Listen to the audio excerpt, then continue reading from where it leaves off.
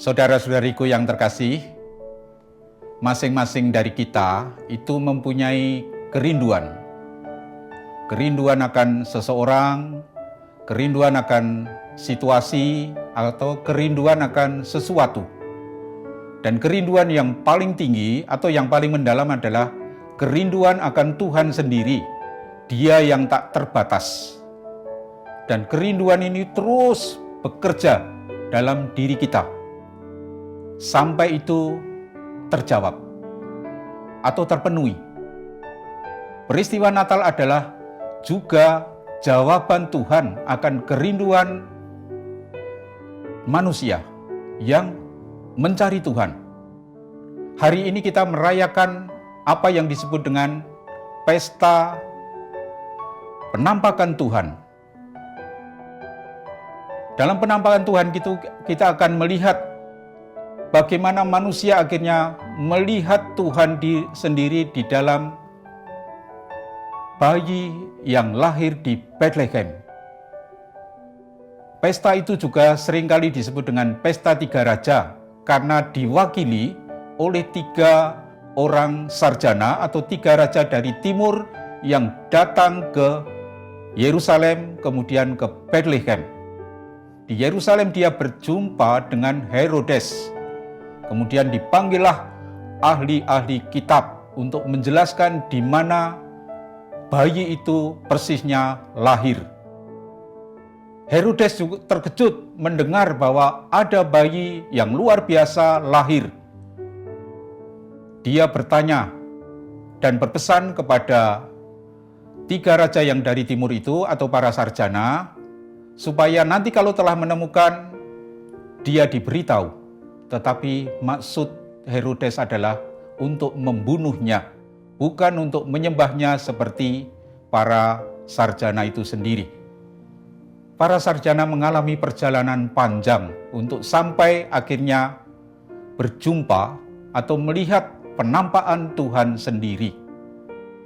Kita tahu, seorang sarjana adalah seorang yang mencari kebenaran, yang belajar, dan mengalami proses yang panjang untuk akhirnya melihat Tuhan sendiri. Dia datang dari jauh, dibimbing oleh bintang yang telah dilihatnya, dan bintang itu terus memimpinnya, menuntunnya sampai ke Yerusalem dan nanti sampai ke Bethlehem sendiri. Bintang menyimbolkan Dia yang maha tinggi, yang juga sebetulnya memanggil kita, membimbing kita, selalu menuntun kita, selalu mengingatkan kita akan kerinduan terhadap Dia yang maha tinggi atau Tuhan sendiri.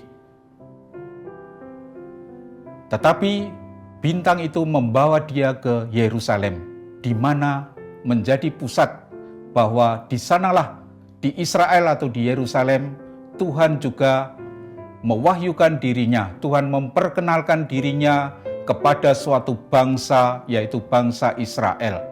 Maka para sarjana ini belajar ke sana dan bertanya. Kita pun yang merindukan Tuhan, itu juga terbuka terhadap namanya kitab suci. Kitab suci adalah pewahyuan Tuhan sendiri. Kita perlu membacanya seperti apa, atau bagaimana Tuhan itu mau menampakkan diri dan kemudian menjadi manusia yang kita rayakan pada masa Natal. Orang-orang dari timur, para majus atau para sarjana atau tiga raja tadi, belajar di Yerusalem dengan para ahli Taurat. Dan ahli Taurat menunjukkan bahwa persisnya di Bethlehem. Maka para majus tadi atau tiga raja tadi pergi ke Bethlehem dan di sanalah dia berjumpa. Saudara-saudara, kita sebagai manusia, bukan sarjana seperti mereka, juga merindukan Tuhan. Dan kita belajar dalam kitab suci bagaimana Tuhan itu mau menunjukkan dirinya, bagaimana Tuhan itu berproses juga. Memang proses itu lama bagi manusia, tetapi bagi Tuhan sendiri tentu tidak ada artinya.